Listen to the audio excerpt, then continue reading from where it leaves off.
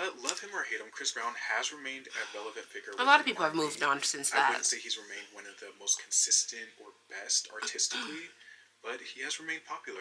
I definitely don't think he deserved this, either way you twist it. Oh, Lord. Again. Again. Nothing new, nothing changed, same old shit.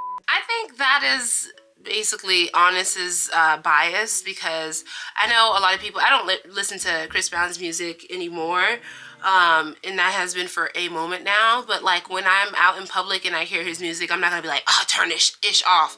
Like I'm gonna let it vibe, I'm gonna let it, you know, whatever.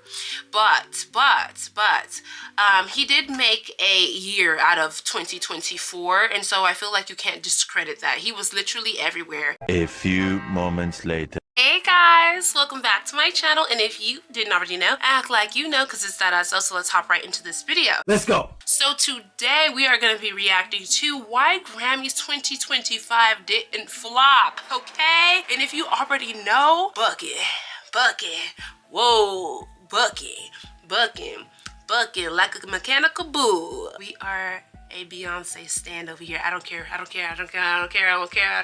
gotta say. But before we hop in, you already know what to do. Don't forget to like, comment, share, and subscribe. Yeah. I must say, the Grammy ceremony was one of the best in years. I wasn't going to tune in, I was just going to wait for the winners to be announced online. But ultimately, I gave in. But I enjoyed the show much more than the past few years.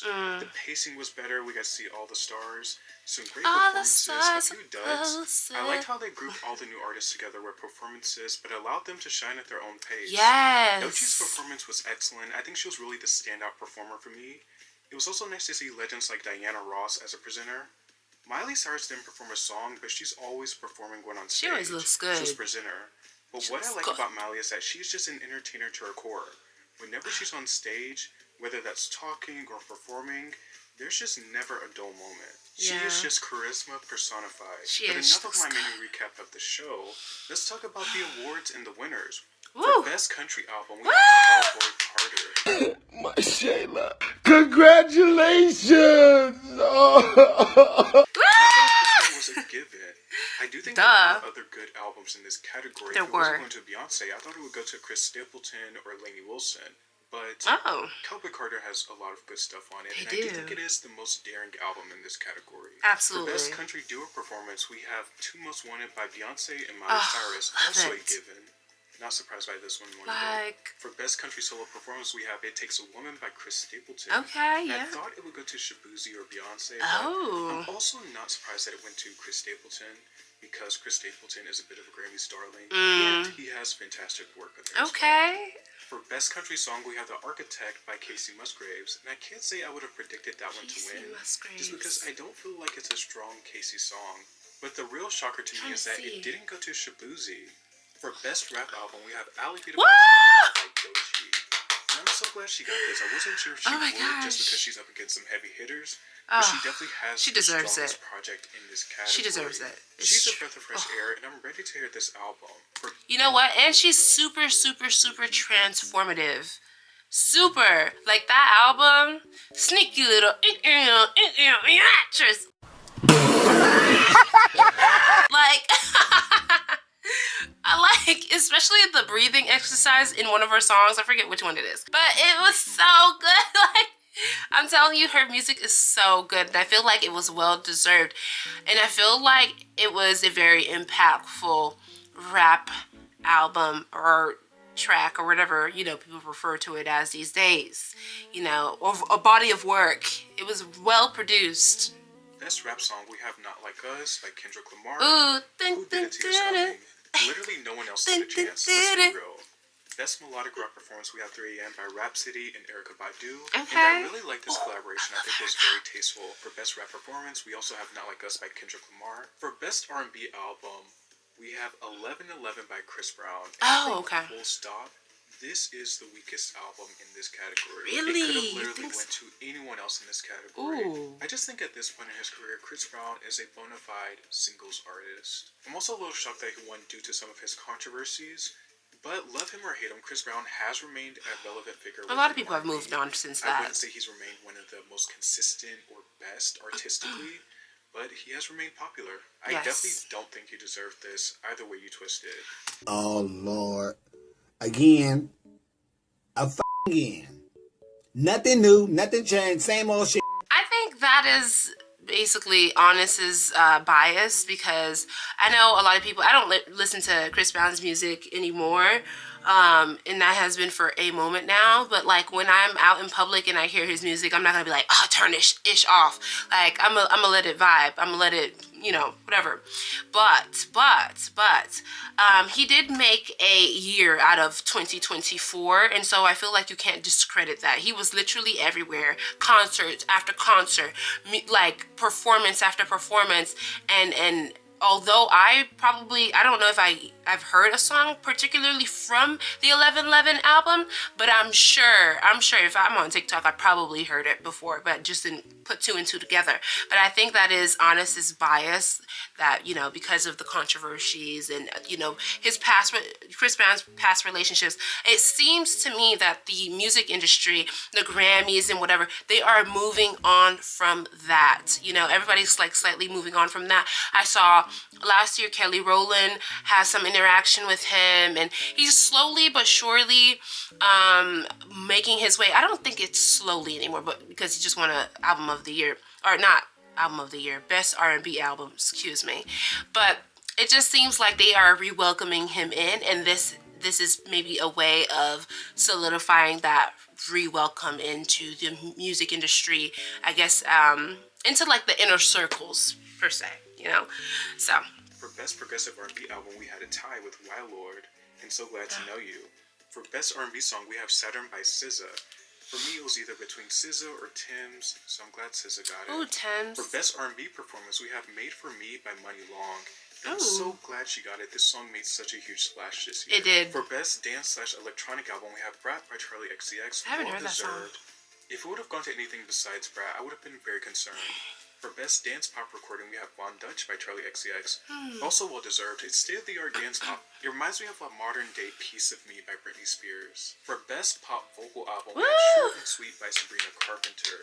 Now, I do like Sabrina. Short and Sweet, but I can't say I think it's the strongest album front to back in this category. My pick definitely would have been Hit Me Hard and Soft, but besides Hit Me Hard and Soft, I think it was between, in my eyes, it was between Chaperone and Billie Eilish. But I'm not mad at Sabrina winning because it's not a bad album. I'm just like, okay. But for best pop duo/group performance, we have Die With a Smile with Bruno Mars and Gaga. Sorry, hold on. If the world was ending, I wanna be next to you. Ooh, come on. Bruh.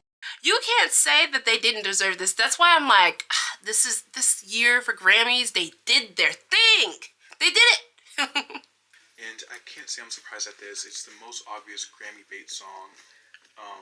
And it just fits all the criteria of a song that the Grammy voters would traditionally vote for. But I obviously was rooting for Guess by Charlie XCX and Billie Eilish. Really? It would have been nice to see a left-field pop song get that recognition in a pop category for once. For best pop solo performance, we have Espresso by Sabrina Carpenter. Once again, I thought it would be between Good Luck Babe by Chaperone or Birds of a Feather by Billie Eilish. And once again, I can't be mad at Espresso because it is a true pop bop. It is. In every sense of the word. For best new artist, we had me in a chokehold. And I thought either Chapo or Doechii would get it. Summer. For song of the year, we have Whoa. Not Like Us. This song like is such a monster. It is. So unstoppable. It's unstoppable. Not Like Us, Good Luck Babe, or Birds of a Feather. And Kendrick reigns supreme. For album of the year, we have Cowboy Carter, Beyonce's long-awaited album of the year win. Yes, and I think there are many times that Beyonce could have arguably won, but I think Renaissance definitely deserved to win. And you know, there's been a lot of talk about this being a corrective win, and I don't think this is Beyonce's strongest record, but I can say that about a lot of previous album of the year wins as well. I do think albums like Brat and Hit Me Hard and Soft are more concise, but I don't think Cowboy Carter is devoid of good material. And then also, yes, it's not devoid of good material. It's such an impactful album. I feel like people don't get it because all they do is just listen to the music and they don't listen to the lyrics.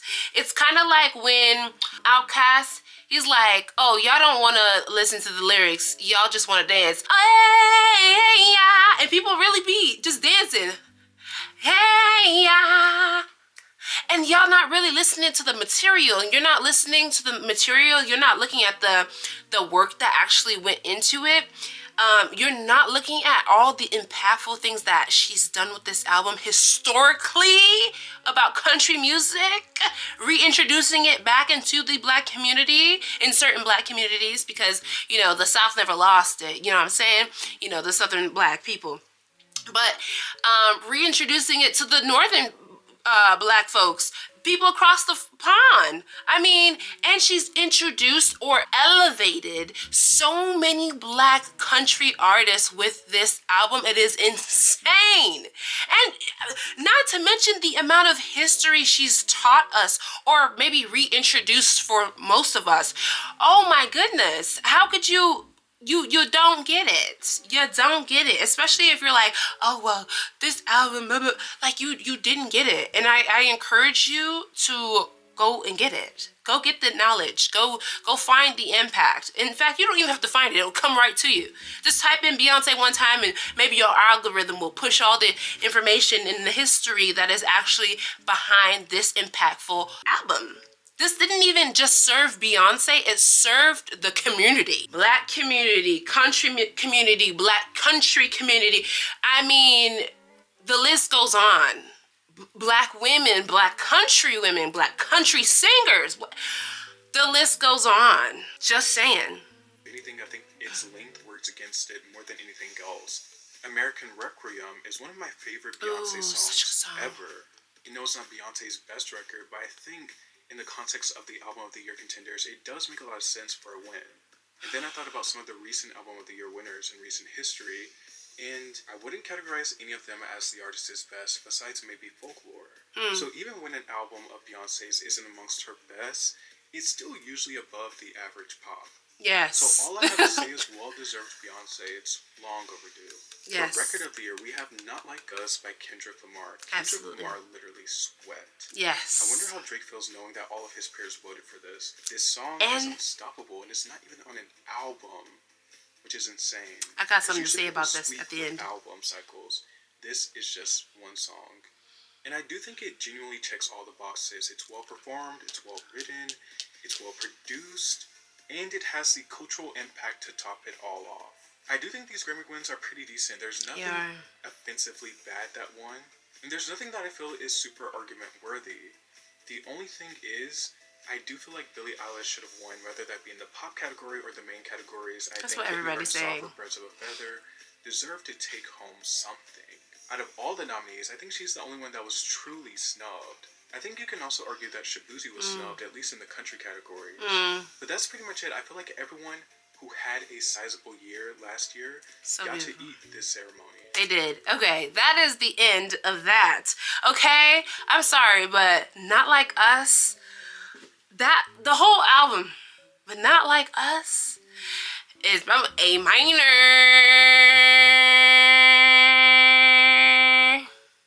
He had the whole crowd, their peers and non-peers, performers, singers, A minor. They not like us. They not like us. I mean, people, they were all singing it.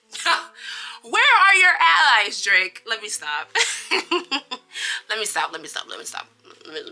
But honestly, no, you can just see by the impact alone in that room that Kendrick deserved it. He had his everybody up dancing, singing to that song. That just should show you alone how it took media, it took the music industry by storm, and it deserved to sweep up all the Grammys. It deserved it. Yes. But anyways, let me know what you guys thought about this video down below. Do you agree with Honest that Billie should have won something? You know, even with Birds of the Feather? Do you think she should have won Album of the Year? Do you think that she should have, you know what I mean? Do you think that she should have won over Sabrina Carpenter? I mean, what do you think about Shabuzi? But anyways, don't forget to like, comment, share, and subscribe. And I will see you guys in the next one. Bye! They not like us. They not like us. They not like us. They not like us.